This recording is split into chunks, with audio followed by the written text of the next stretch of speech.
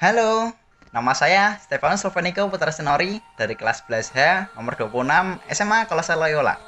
Di video kali ini, saya akan membahas lebih lanjut tentang pengaturan suhu tubuh, kerjasama hipotalamus dan kulit.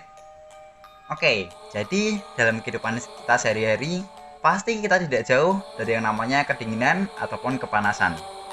Nah, kedinginan ataupun kepanasan ini memicu tubuh untuk melepaskan kalor pada tubuh ataupun menghasilkan kalor.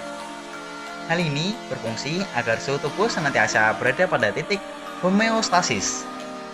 Nah, salah satu bagian pada otak yang mengatur titik homeostasis pada manusia adalah hipotalamus, yang merupakan salah satu bagian pada otak yang mengeluarkan hormon untuk mengendalikan fungsi organ dan sel tubuh. Hal ini tentunya sangat berfungsi agar sistem tubuh manusia senantiasa berjalan dengan stabil. Nah, hipotalamus memiliki ukuran yang kecil seukuran dengan kacang almond, namun memiliki peran yang sangat penting untuk mengendalikan fungsi tubuh. Hipotalamus juga menjadi penghubung berbagai informasi sensorik yang di dalamnya terbentuk seperti sistem syaraf. Bagian ini mengeluarkan hormon-hormon untuk tubuh yang tidak jauh fungsinya adalah untuk mengatur homeostasis pada tubuh manusia. Hormon yang dikeluarkan oleh hipotalamus juga beragam, seperti hormon antidiuretik yang mengatur keseimbangan kadar cairan di dalam tubuh. Kemudian ada hormon oksitosin yang mempengaruhi proses persalinan, gairah seks, ataupun untuk ejakulasi. Lalu ada hormon somatostatin yang mengatur kelenjar pituitari untuk menghasilkan hormon tertentu seperti hormon pertumbuhan. Lalu ada hormon pelepas gonadotropin untuk merangsang pematangan fungsi reproduksi. Kemudian ada hormon pelepas tirotropin dan hormon pelepas kortikotropin untuk mengontrol respon tubuh ketika stres, emosional, rasa lapar, haus, dan mengontrol suhu tubuh. Selain hormon-hormon yang dihasilkan tadi, hipotalamus juga menghasilkan enzim yang sangat mempengaruhi kerja dari kelenjar keringat. Enzim ini bernama enzim bradykinin. Nah, jika hipotalamus mendapatkan rangsangan berupa perubahan suhu pada pembuluh darah, nanti rangsangan tersebut akan disalurkan oleh syaraf simpatetik ke kelenjar keringat. Enzim bradykinin ini nantinya akan berfungsi untuk stimulasi mekanisme pelepasan panas yang berguna saat lingkungan panas, dan enzim ini akan diberhentikan produksinya oleh hipotalamus ketika lingkungan dingin. Hal ini berfungsi untuk stimulasi mekanisme penghasil panas. Nah,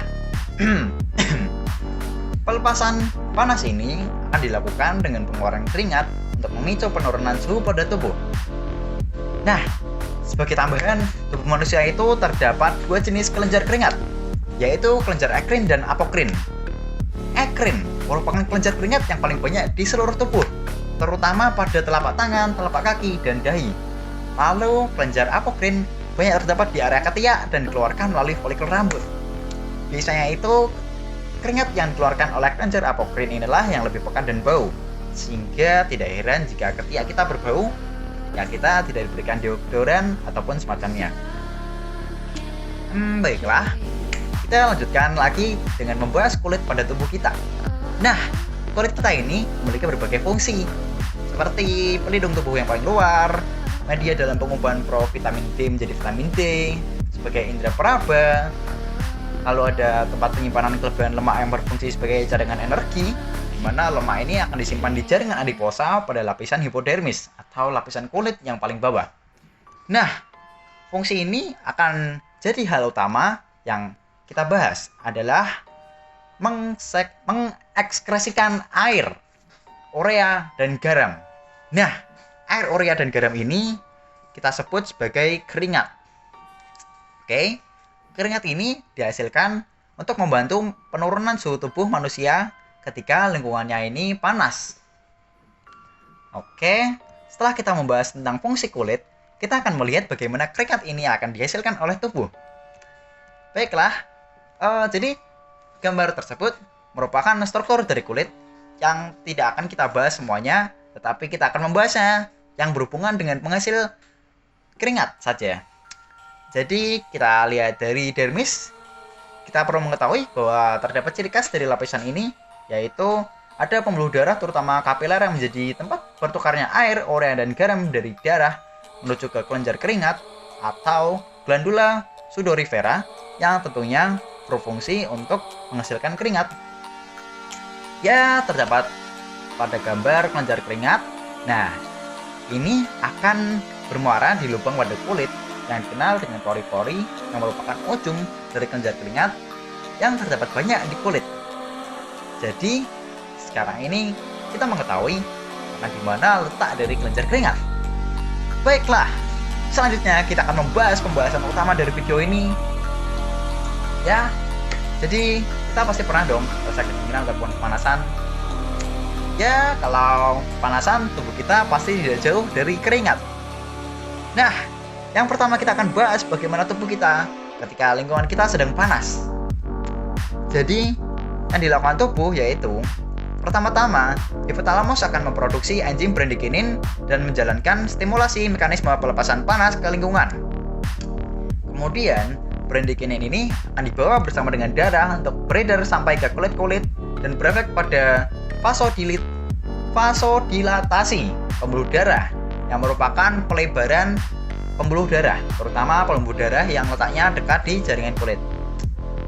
Pelebaran pembuluh darah ini akan meningkatkan masuknya zat-zat yang akan menjadi keringat seperti urea, air, dan garam dari kapiler masuk ke dalam kelenjar keringat sehingga akan memicu cepatnya keringat yang terbentuk.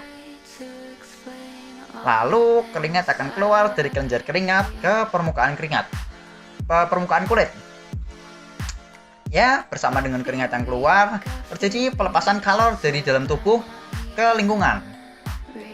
Suhu tubuh akan turun ke titik normal atau ke titik homeostasisnya, yaitu sekitar 36,5 sampai 37,5 derajat Celcius. Oke, baiklah. Selanjutnya kita akan membahas tentang bagaimana tubuh ketika lingkungannya dingin. Ya, jelas saja ketika dingin tubuh akan berusaha untuk menghasilkan kalor. Penjelasan lebih lanjutnya adalah sebagai berikut. Jadi, yang pertama kali yang dilakukan oleh tubuh itu hipotalamus akan berhenti memproduksi enzim bradykinin serta menjalankan stimulasi penghasil panas yang tentunya agar suhu tubuh tidak semakin turun atau di bawah titik homeostasisnya. Berhentinya produksi bradykinin akan menyebabkan vasokonstriksi pembuluh darah yang merupakan penyempitan pembuluh darah terutama yang terletak di jaringan kulit.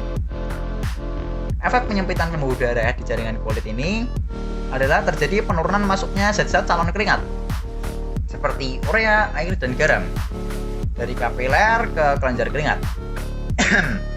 Jika terjadi penurunan, maka keringat tidak akan terbentuk. Jika keringat yang berhasil dihambat dan suhu tubuh belum naik, tubuh akan membuat otot lurik kita bergetar. Nah, ketika otot lurik ini bergetar, ini kita sebut sebagai menggigil. Ini menyebabkan respirasi aerob pada tubuh akan meningkat. Hal ini karena otot ketika bergetar membutuhkan energi.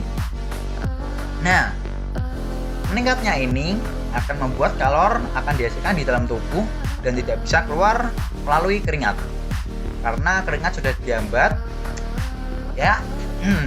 Kemudian suhu tubuh kita akan naik ke titik homeostasisnya atau titik normalnya, yaitu 36,5 sampai 37,5 derajat Celcius.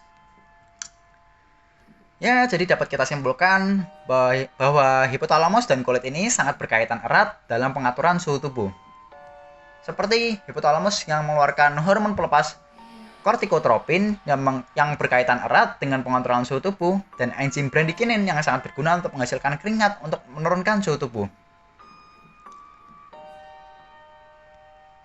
Kemudian pada kulit juga terdapat kelenjar keringat atau glandula sudorifera yang berfungsi untuk menghasilkan keringat.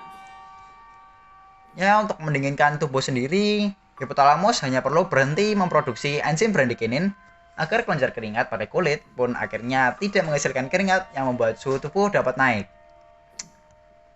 Ya, baiklah. Sekian penjelasan dari video ini. Semoga bermanfaat bagi kalian semua. Sekian dari saya. Bila mana ada salah kata, saya mohon maaf. Sekian, terima kasih.